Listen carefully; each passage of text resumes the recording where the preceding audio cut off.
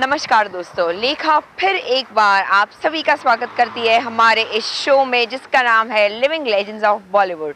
Well दोस्तों, जैसे कि हम हर बार अपने इस शो में एक ना एक लिविंग लेजेंड आपके सामने लाते हैं, आज के हमारे जो लिविंग लेजेंड है वो बहुत ही ज़्यादा मशहूर प्रोड्यूसर डायरेक्टर है।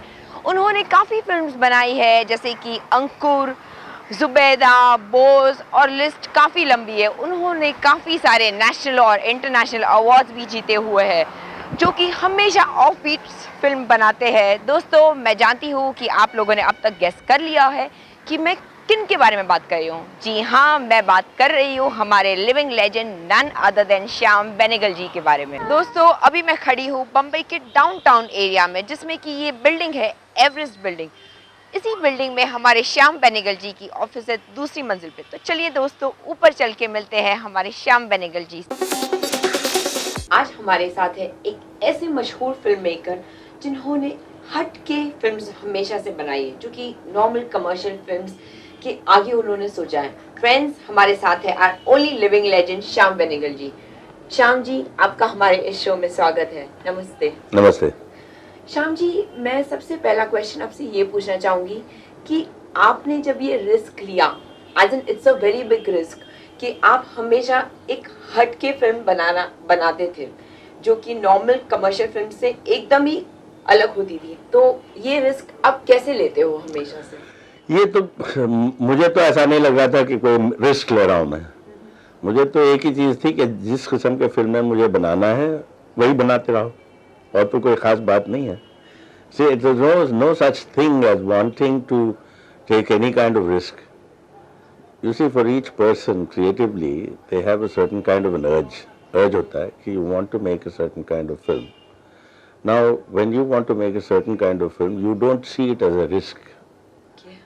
You see, risk जब होता है when you are thinking in terms of the market. Shyam ji, मैं आपसे ये भी बात पूछना चाहूँगी कि आपको इंस्पिरेशन फिल्म मेकिंग के लिए कहाँ से मिली? As in when you decided that okay, I want to become a filmmaker. Well, I'll tell you. Basically, in my case, of course, it started when I was very young. When I was really very young.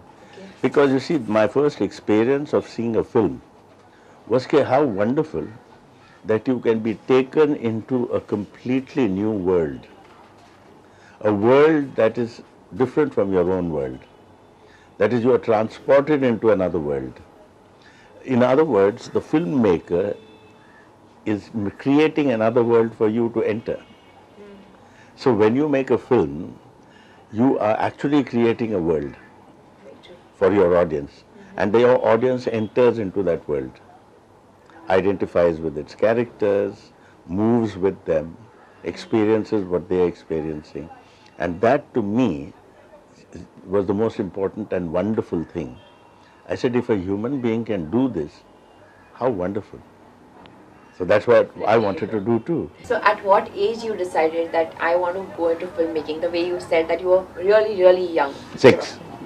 Okay, at the age of 6 you decided that you want to become a filmmaker. Yeah, because that's when I was exposed to films for the first time. Okay. To the cinema for the first Okay. time. Yeah. So जब भी आपने अपने parents को बताया होगा कि मुझे एक फिल्म मेकर बनना है बड़ा होके, तो तब उनका क्या रिएक्शन था? Were they happy about it? No, they never took me seriously. Okay. They thought this was just one of those childish films. All right. बचपन में होता है ना, हाँ लोग जी। बोलते हैं मैं पायलट बनूंगा, मैं इंजन ड्राइवर बनूंगा, मैं ये बनूंगा, वो बनूंगा. So nobody takes you seriously at that time. But if it continues with you all the way through, then of course they do take you seriously at some stage. कि आपने इतने सारे एड फिल्म्स भी direct किए हुए हैं, तो आपके हिसाब से क्या अंतर है एक एड फिल्म को डायरेक्ट करने में और एक जो नॉर्मल हमारी जो फिल्म बनती है उसको? सबसे इम्पोर्टेंट चीज़ ये है कि when you make a feature film, you have a story, you have वो narrative जो होता है ना, film narrative, उसका जो है there is a whole movement, उसका एक ग्राफ होता है, और वो ग्राफ एक जैसे उसमें कैरेक्टर डेवलपमेंट होता है, प्लॉट मूवमेंट होता है, और फिर उसमें you have to dramatize, you have to set up scenes, उसमें sequences you have to create, you have to take the story forward all the way to the climax of the film. So that is like writing a novel. You understand? Yes. So when you make an advertising film, That's like writing advertising copy for a single advertisement. Now, in advertising, the advantage is that when you make an advertising film, that you have to learn to use economy. Expression का जो economy होता है ना, you don't have to worry about the expression of in terms of economy when it comes to feature films, because you have time for exposition. But on an advertising film, you don't have such time. So you have to do it, matlab you have to do it either symbolically or through a single idea, you know, and very precisely. It teaches you economy of expression, advertising film. की first film अंकुर बनाई जिसमें आपने शबाना आजमी जी को और नसीरुद्दीन शाह को break दिया, तभी वो दोनों भी न्यू कमर्स थे, वो दोनों भी स्टार नहीं थे, तो आपने रिस्क कैसे लिया ये सोच, तभी आपको एक बार भी ये लगाने की ये पिक्चर तो मैं बना रहा हूँ पर वो क्या बिकेगी अगर कोई नहीं खरीदेगा तो? वो तो ख्याल कभी आया ही नहीं था, क्योंकि मैंने ये स्क्रिप्ट जो लिखा था, मैं कॉलेज में था वैसे, और उसको मैं उसके बहुत सारे ड्राफ्ट बने थे अंकुर के, और इसको मैं साथ ले जाता था हर प्रोड्यूसर के पास बम्बई में, क्योंकि मैं एडवर्टाइजिंग बम्बई में कर रहा था, मैं एडवर्टाइजिंग एजेंसी यहाँ ज्वाइन किया था मैंने, तो मैं वो स्क्रिप्ट शायद 20, 21, 25 प्रोड्यूसर्स के पास गया, और सभी ने उसको देखा और कहा कि ये बने ठीक बनेगी नहीं ये फिल्म, एंड तो this was a huge problem. It didn't matter. तो मैंने 12 साल वेट किए पहली बार, हाँ 12 years. और फिर उसके बाद हमारे एडवर्टाइजिंग में, एडवर्टाइजिंग फिल्म डिस्ट्रीब्यूटर्स, बहुत बड़े एडवर्टाइजिंग फिल्म डिस्ट्रीब्यूटर्स हुआ करते थे एक ज़माने में, ब्लेज, मोहन बिजलानी साहब थे वो, who was head of Blaze. तो उन्होंने कहा देखो अगर तुमको फिल्म बनाना है मैं तुमको फाइनेंस करूँगा. One day in my office, Shabana just walked into my office. She just passed out from the film and television institute, और मेरा एक असिस्टेंट था दीपक पराशर, पंकज पराशर का बड़ा भाई. तो दीपक ने मुझे कहा कि ये लड़की है कैफी आजमी की बेटी, and she just finish acting course, देखो if you think she is suitable. The moment she walked into my office, I knew she was perfect for the role, for several reasons. एक तो the kind of personality she possessed was perfect. Secondly, ज़बान भी ठीक थी उनकी. ज़बान क्योंकि मुझे ये फिल्म दक्षिणी में बनाना था, मतलब हिंदी उर्दू, नॉर्थ इंडिया की हिंदी उर्दू में नहीं, मुझे बनाना था ये दक्षिणी उर्दू में बनाना था, और बिल्कुल साफ बोलती हैं वो दक्षिणी उर्दू.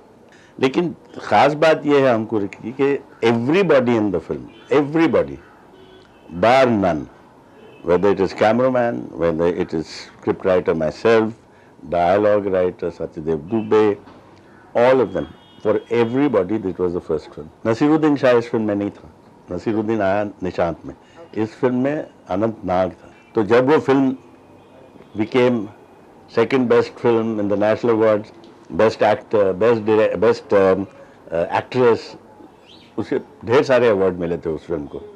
सब मिला के internationally 48 awards were won by Ankur. After that there was no serious problem for me to make films. उसके बाद जो फिल्म बनी, अब जैसे निशांत है, निशांत में भी I introduced a whole lot of new actors, starting with Amrish Puri, Naseeruddin Shah, all of them, and in big roles. See, Amrish had acted in a film called Reshma Shera for Sunil Dutt. Before that, उसके बाद ये this was the first film in which he became known. तो Naseeruddin Shah and so on and so forth. फिर उसके बाद Om Puri and भूमिका etc. तो it became big group who were part of my repertory as it were. क्योंकि उसमें बहुत सारे एक्टर्स थे. स्मिता पाटिल थी, निशांत के पहले ही हुआ था. I done a children's film called Charan Das चोर, तो उसमें मैंने स्मिता को लिया था. फिर उसके बाद निशांत ने, और निशांत के बाद शी मंथन, फिर भूमिका में she won the national award. First film Ankur और आपकी जो लास्ट अभी रिलीज्ड फिल्म थी बोझ, उसका जो सफर था अंकुर से बोझ तक का, वो आपने कैसे तय किया? Suffer, you only think of that journey when you're making a film. वो जो प्रोसेस होता है ना, फिल्म मेकिंग का जो प्रोसेस होता है, that to me is the most exciting. सबसे एक्साइटिंग प्रोसेस वही है, making of the film. Sir ऐसी कोई फिल्म मेकर जिनको आप अपना गुरु मानते हो? वो बहुत सारे हैं, एक नहीं, बहुत सारे गुरु हैं. फिल्म मेकिंग में कोई एक गुरु नहीं हो सकता है. बिकॉज यू सी, फिल्म में क्या है कि they are dealing with life, they are dealing with the world, and there are so many different kinds of films. तो all kinds of films are not made by the same film maker. उनका खुद का एक style होता है. तो उसमें बहुत सारे फिल्म मेकर्स को हम एडमायर करते हैं. पुराने भी हैं, नए भी फिल्म मेकर्स हैं. इसमें तो यूरोपियन भी हैं, अमेरिकन हैं, इटालियन हैं, जापानीज़ हैं, हिंदुस्तानी हैं. अपने खुद के फिल्म मेकर्स हैं, जैसे महबूब है या गुरुदत्त है या विमल रॉय. यू नो, हमारे as I was growing up, these were the wonderful directors of that time. Satyajit Ray साहब हैं. तो ये सब you admire all of them. Sir थोड़े सालों पहले आपकी बहुत ही बढ़िया फिल्म रिलीज हुई थी Zubeidaa, which was again appreciated by entire world. तो उसका कुछ ऐसा एक्सपीरियंस जो आप हमारी ऑडियंस के साथ शेयर करना चाहोगे? वेल, सबसे इम्पोर्टेंट ये था कि परफॉर्मेंसेस, उसमें बहुत अच्छी परफॉर्मेंसेस मिली थी मुझे. एक तो करिश्मा का परफॉर्मेंस उसमें बहुत ही अच्छा था, और फिर उसके बाद I think the performance given by Manoj Bajpayee also very good, very restrained, very fine performance as a prince. तो ये सब चीज़ें थी उसमें, लेकिन कहानी बहुत अच्छी थी. And it was a true story, based on a true story. It was not itself a true story, based on a true story. And the script was written by the son of the person. No? Zubaida's son wrote the script, Khalid Mohammed. And therefore it brought so much truth to the whole thing. Yeah. तो sir आपने कैसे decide किया कि you will be taking Karisma Kapoor for this role, for Zubeidaa's role? वो तो हम लोगों ने काफ़ी सोचा था कि इसको लें, क्या करें. But ideally, because Karishma, you see, she has the kind of role that Zubaida is, you know, the kind of person she is in the story. तो उस किस्म का जो कैरेक्टर चाहिए था, at once vulnerable, yet has certain kinds of strength, hidden strength, you know. But is that strength can be very self-destructive also. ये जो complex characteristics जो हैं, मुझे लगा कि by looking at Karishma, she could bring off this role well. First of all, Karishma is a very beautiful girl, and we needed a beautiful girl. And secondly, you wanted a girl who had this kind of quicksilver temperament. Temperament का जो होता ना, that, and also के एक तरफ से independent भी है. You know, she'll do anything for for her love. But she will not tolerate, you know, any kind of injustice. Okay. तो इस किस्म के जो characters हैं ना, तो I thought she would do extremely well. Although to me, this idea came when I saw her for the first time. Okay. Because I had not seen her films. All right. It was very good that I hadn't seen. If I had only seen her comic films, then I would have been a little worried. Okay. At that time. But luckily I didn't see any of her films. I saw her, which was very important. आपकी family का कितना सहयोग रहा है आपकी success में? वो तो फैमिली का सहयोग नहीं होता तो it is impossible. So naturally my wife has been very supportive throughout my career, and she has accepted the absences. जैसे filmmakers film जब बनाते हैं, they are absent from home for long periods of time. She has accepted that, although she was at one time part of it also. But she felt that though, you know, husband and wife shouldn't be at the working at the same sort of thing, because it becomes a problem. Okay. You know, then you won't have the same relationship. So naturally, so she decided that she would be an editor, children's book editor. So her career has been that of a children's book editor. और हमारे जो आज के जो young film makers हैं, जो कि अभी फिल्म मेकिंग स्टार्ट भी नहीं किया है, but they want to become a film maker, तो उनको आप क्या कहना चाहोगे? मुझे क्या लगता है कि बस लगाव चाहिए और कुछ नहीं, कमिटमेंट चाहिए. जो कर रहे हैं, जो काम वो कर रहे हैं, उसमें कमिटमेंट चाहिए, उसमें चीटिंग नहीं होना चाहिए. See, most important thing for any filmmaker, what they want what they want to do, they must do it fully. Rather आखिरी रिक्वेस्ट कि आप हमारी जो ऑडियंस है उनको आपकी अगली फिल्म के बारे में कुछ बताना चाहेंगे? वैसे तो देखिए, there are a couple of films, लेकिन अभी तो कोई खास उसमें ये नहीं हुआ है, ज़्यादा काम हुआ नहीं है, और वैसे मैं कुछ सुपरस्टिशियस भी हूँ. Until things actually get fully crystallized, उसके बारे में बात करना मुझे ठीक नहीं लगता है.